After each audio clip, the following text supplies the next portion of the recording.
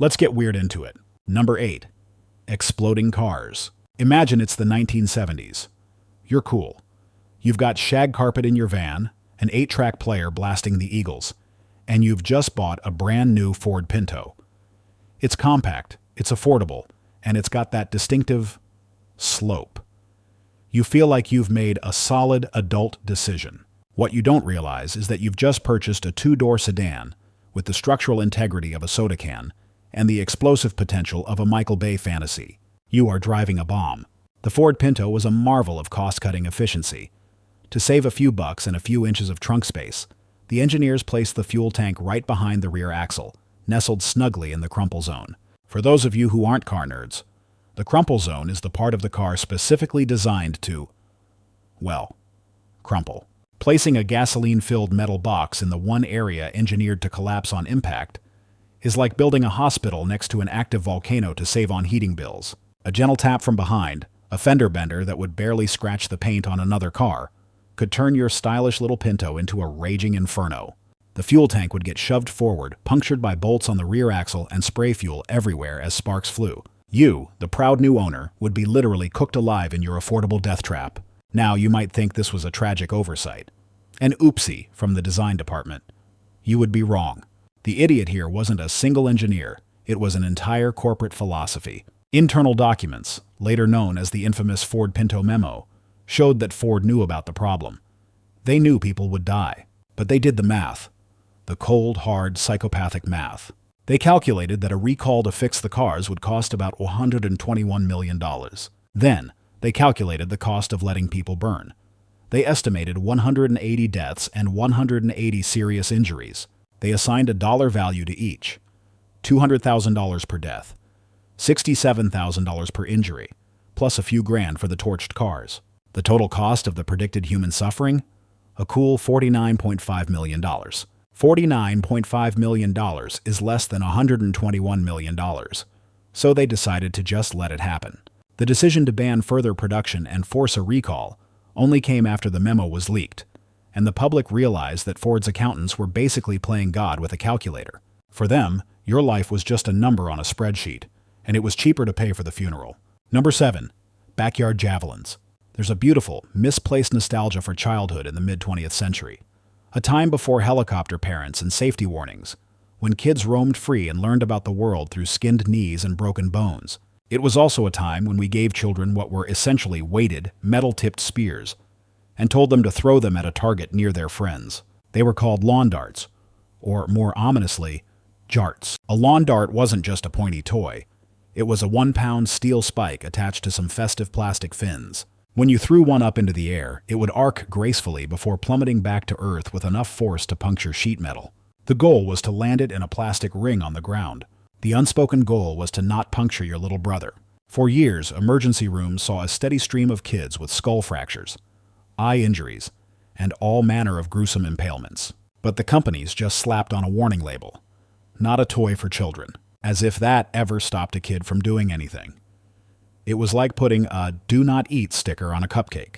The idiot wasn't just one person, but a collective societal shrug at obvious danger.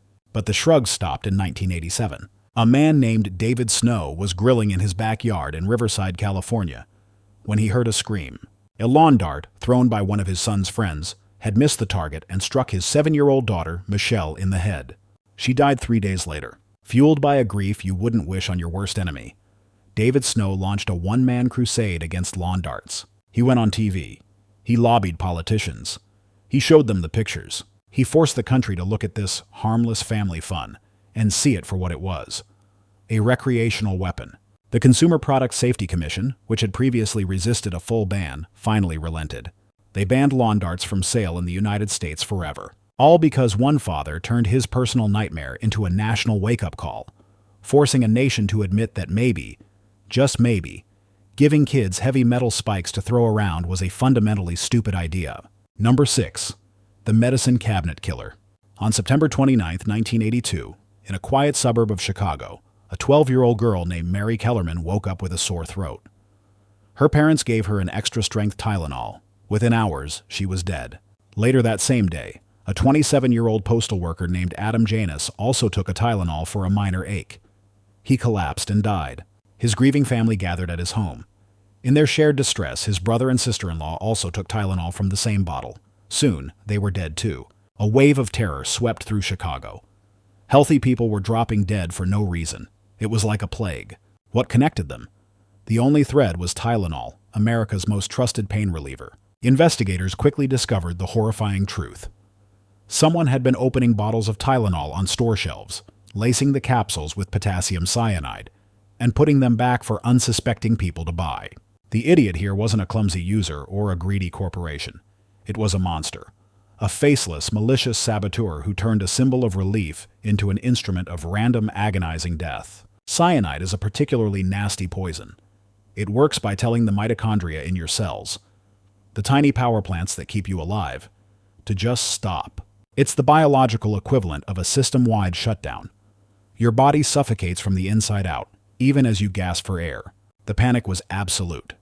Johnson & Johnson, the maker of Tylenol, immediately recalled 31 million bottles, a move that cost them over $100 million. But in doing so, they probably saved thousands of lives. This single act of terror permanently changed how we buy things. Before 1982, your medicine bottle just had a simple screw-off cap. After, we got tamper-proof packaging, foil seals, plastic rings, cotton balls stuffed inside. Every time you struggle to open a bottle of aspirin, you're interacting with the ghost of this crime. That little foil circle protecting your pills isn't just for freshness. It's a tombstone for a national trauma. The truly chilling part? Despite a nationwide manhunt, the Tylenol murderer was never caught. The idiot who did this simply vanished, leaving behind a legacy of fear and a world wrapped in plastic. Number 5. Your own nuclear reactor. Let's say you're a kid in 1950. The atomic age is booming. Nuclear power is the future. It's clean, it's powerful, it's a great idea for a children's toy. At least that's what Alfred Carlton Gilbert, inventor of the Erector set, thought. He decided kids didn't just want to build bridges, they wanted to harness the awesome power of the atom. So, he created the Gilbert U-238 Atomic Energy Lab. This wasn't some pretend my first nuke playset made of cardboard and wishes. This was the real deal. For the low price of $49.50, which is over $500 today, you could be the proud owner of a kit that contained, among other things, actual radioactive material. It came with 4 different types of uranium ore, a Geiger counter to measure the terrifying radiation you were unleashing in your bedroom, and a cloud chamber to watch alpha particles zipping through the air. The instruction manual encouraged you to play hide-and-seek with a gamma-ray source, using your Geiger counter to find it. The idiot here was a beloved toy maker who looked at nuclear fission and thought, you know who'd love this? An 8-year-old. The US government at the time was totally on board, viewing it as a way to get kids interested in science. The instruction book even came with a note reassuring parents that the radioactive materials were completely safe. This is like a zookeeper telling you a tiger is completely safe because it just ate. Sure, it might be safe, or ate right now, but you're still in a cage with a tiger. The long-term effects of kids handling radioactive ore with their bare hands were, shall we say, not thoroughly researched. The toy was only on the market for about a year. It wasn't banned because of a massive public health crisis, but for a much more boring reason. It was too expensive and too complicated. Kids found it less fun than, a ball. But its legacy lives on as perhaps the most gloriously dangerous toy ever conceived. A monument to a time when we were so excited about the atom, we were willing to let our kids irradiate themselves in the name of education. Number 4. Weapons of shrapnel. Imagine a pendulum. Now imagine 2 of them connected by a string. Now make the pendulum bobs out of 2 heavy, dense acrylic balls, about the size of billiard balls. This was the simple, elegant, and catastrophically flawed design of clackers. The goal was simple. Hold the string in the middle and get the balls clacking against each other. First on the bottom, then on the top, in a fast, rhythmic arc. When you got it right, the sound was deafening. The motion was hypnotic. You were a master of physics. When you got it wrong, you were the patient in an ER. The problem was momentum and materials science. You're swinging 2 very hard, very heavy objects at each other at high speeds. Newton's third law, every action has an equal and opposite reaction, was being demonstrated with brutal efficiency. Sometimes, instead of bouncing off each other perfectly, the balls would hit just wrong. Or, after thousands of high-impact collisions, microscopic stress fractures would form. And then, without warning, one of the acrylic balls would explode. It wouldn't just crack, it would shatter, sending razor-sharp, high-velocity plastic shrapnel in every direction. Kids ended up with shards in their eyes, their faces, their arms. The idiot wasn't a single person, but the inevitable result of millions of kids trying to swing two rocks together as hard as they could. The toy was eventually banned by the FDA after being declared a mechanical hazard. They were briefly re-released with softer plastic and shorter strings, a dollar store version of their former glory. But the golden age of explosive, wrist-breaking fun was over. Number 3. The Hungry Doll. In the mid-90s, the Cabbage Patch Kids craze was still going strong. To keep the magic alive, the toy company Mattel released the Snack Time Cabbage Patch Kid. This doll was revolutionary. It came with plastic snacks, carrots, cookies, french fries, and you could feed them to the doll. It had a motorized mouth with one-way rollers that would chew up the food and deposit it into a backpack. What a marvel of engineering. A doll that eats. The problem is, the doll couldn't tell the difference between a plastic carrot and a human finger. The motor was surprisingly powerful and had no off switch. Once it latched onto something, it just kept pulling. Kids, being kids, would put their fingers near the doll's mouth to see what would happen. What happened was that the doll would start to, well, eat them. But it got worse. The doll's favorite snack wasn't fingers, it was hair. Little girls with long hair would hold the doll up to their face, and the doll's relentless chewing mechanism would grab a strand.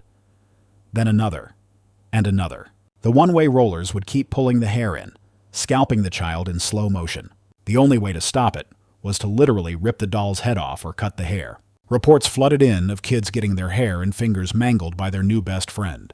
The idiot was the design team who created a product with a singular, unstoppable function, to pull things into its mouth, and gave it to the one demographic guaranteed to stick things where they don't belong. After just 1 year and dozens of injuries, Mattel issued a voluntary recall, offering a $40 refund to anyone who had purchased the cannibalistic toy. They didn't just ban the product, they essentially paid parents to exorcise it from their homes. Number 2. The Sadistic Architects. You've seen them. Buckyballs. Zen magnets. Tiny, powerful, oddly satisfying neodymium magnets that you can form into any shape you want. They're the ultimate desk toy for a bored adult.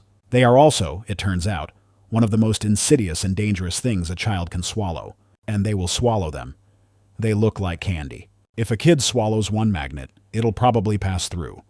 But if they swallow 2 or more, that's when the horror starts. Inside the twisting, turning maze of your intestines, those magnets will find each other. They don't care about the delicate tissue or intestinal walls that are in their way. They will pull towards each other with incredible force, clamping down on whatever is between them, pinching off blood supply, and creating holes in the bowel. They become sadistic little architects, rearranging your insides in the most painful way possible.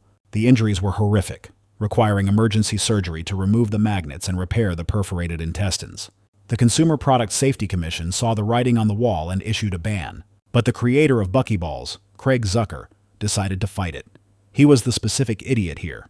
He launched a Save Our Balls campaign, arguing it was a matter of personal freedom. He compared them to skateboards or hot dogs, things that can be dangerous if used improperly. But a skateboard doesn't secretly try to kill you from the inside out. After a long legal battle, the ban was eventually upheld, then partially repealed, then reinstated for magnets small enough to be swallowed, all because one guy couldn't accept that his cool adult desk toy was also a nightmare for pediatric surgeons. Number 1. Date rape beads. In 2007, a new craft toy called Aqua Dots hit the shelves and became an instant sensation. The concept was simple. You arrange these tiny, colorful beads on a tray, spray them with water, and they fuse together to create little mosaics. It was magic. It was also, chemically speaking, a time bomb. The toy was originally designed in Australia, where it was called Bindees. But to cut costs, the Chinese factory contracted to make them swapped out one of the key chemical ingredients. They replaced the safe, but more expensive, 1,5-pentanediol with the much cheaper 1,4-butanediol. A lazy thief, stealing a single number. To a chemist, this is a world of difference. To a factory manager trying to save a few pennies per unit, it's just business. Here's the fun part.